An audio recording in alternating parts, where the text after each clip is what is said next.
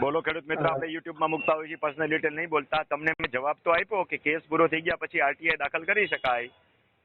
જી sir, એના માટે જ મારે પૂછવાનું હતું. તો પૂછી તો જવાબ તો આપી દીધો મેં તમને. હા, અને જરા જોરથી બોલો. વકીલ પાસેથી મને કોઈ જવાબ મળતો નથી સર. તો એવા વકીલ હું કામ રાખવા જોઈએ? આપણે જાતે કેસ લડાય. મારા વિડીયો શેના માટે મૂકું છું? મનોરંજન માટે મૂકું છું. અને કેવડી ઉંમર કેવડી તમારી? 35 વર્ષ સર. તો તારા કરતા હું ડબલ જો, તો મોટા અવાજે બોલ ને. મરેલા અવાજે હું કામ બોલસ? Sorry sir. મોટામાં પાનના ડૂચા પીરા હોય, ક્યાંથી બોલી એવો? કા ગુટખા ખાઈ કે જડબા જામ થઈ ગયા હોય? બોલો આગળ. અત્યારે સર અમારું ગુટખાનું દૂષણ એવું કરી ગયું છે જુવાનિયાઓમાં, તો વાત જવા દો. દાચા ખુલે નહીં, જમવા બે તો જમવાનું ન જાય, અંદર બટકું ધરાર વેણું નાખીને અંદર ઘાલવું પડે. બોલો આગળ. સાચી વાત. અત્યારે સર કેસ અમારો પ્રાંતની અંદર વયો ગયો છે. શું થયો છે? પ્રાંતમાં વયો ગયો. એ તો સામે વડો અપીલ કરે, તમે જીતા હો તો એવું થોડું છે? અપીલ તો થાય જ ને. જો રસ્તાનો કેસ હતો, તમારી ફેવરમાં કેસનો ચુકાદો આવ્યો છે, સામે વડો પ્રાંતમાં ગયો છે, તો ભલે ને ગયો, એની અધિકાર છે અપીલમાં જવાનો. તમે હાર્યા હોત તો તમે અપીલમાં જાત. એમાં ગભરાવાની શું જરૂર છે? નહીં, કોઈ જરૂર નથી, પણ જમીન સુધારણાનો અત્યારે સમય છે. તો ભલે ને લ્યો, એ કેસ જુદો હાલશે. એને આની હારે શું લેવા દેવા છે? રસ્તાને ને જમીનને હું સુધારણાને હું લેવા દેવા, મને સમજાવો જી.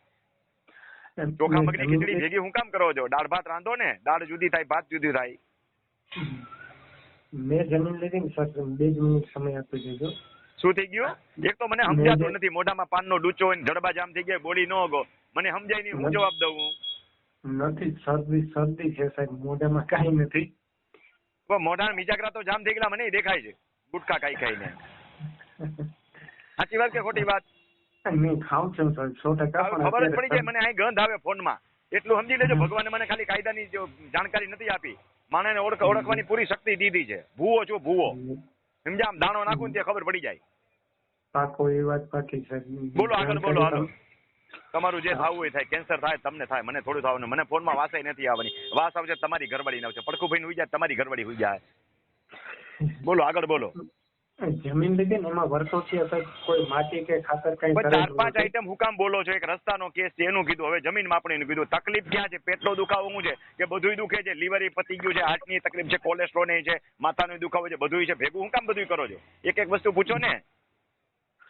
નહીં, હું એમ કહું છું સર, જે જમીન મેં લીધી છે ને, હા, એમાં વર્ષોથી કોઈ માટી નાખી કે કઈ કોઈ ખર્ચો જ નથી કર્યો. તો માટી નાખવાને હું લેવા દેવા છે? કેસ આરે મૂકો મગજમારી કરો માં. તમને મામકોર્ટનો જવાબ દઈ દીધો કે મામકોર્ટ જે છે એમાં કેસ જીતી ગયા છો, તો એ સામે ઓલો અપીલમાં ગયો એનો અધિકાર છે. બીજું તમે મને માપણીને લગતું પૂછ્યું, તો માપણીની અંદર કેસ, મામકોર્ટના કેસને, રસ્તાના કેસને એની હારે કાંઈ લેવા દેવા નથી. હવે વધારે કાંઈ તકલીફ હોય તો રૂબરૂ આવી જાજો.